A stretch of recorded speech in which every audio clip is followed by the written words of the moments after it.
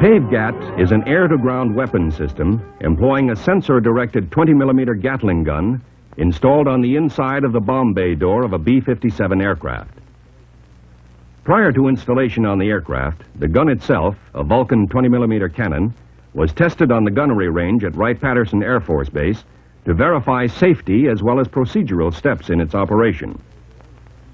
The bomb bay door was hung from the B-57 airframe section. The gun was then fired into 8 feet of wet sand. It is capable of firing up to 6,000 rounds per minute, and it can be slewed up and down and from side to side. Recoil adapters absorb much of the firing vibration. After these firing tests, the Pave Gat system was dismantled and taken to Eglin Air Force Base for accuracy firing tests. 20mm ball ammunition was used during the early stages. In later night firing tests, 20mm HEI, high explosive incendiary rounds, were used.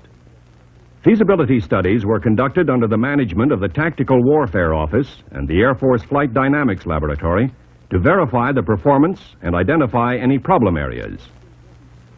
A most important adjunct to the weapon system is the low light level TV capability. This permits seeing the target in almost complete darkness. The exterior pod houses the TV sensors and a laser rangefinder. The TV monitoring screen is located in the rear seat of the aircraft where the gun operator sits. This is an actual firing test with a target, a truck, on the Eglin firing range. The image that is seen by the gun operator is rebroadcast and seen by ground station personnel. When the target is in the crosshairs, a burst of HEI rounds is released. A truck containing 3 drums of gasoline is hit by shrapnel and bursts into flames. On a second attack, a direct hit was scored on one of the trucks.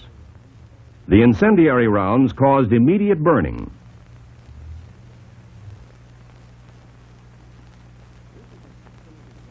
This is an excellent example of the low light level TV capability in finding the target in almost complete darkness.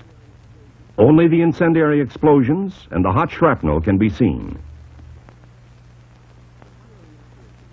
The firing accuracy tests of the Pave Gat system held at Eglin Air Force Base were highly successful and indicated that a system having such capabilities holds great promise as an offensive weapon.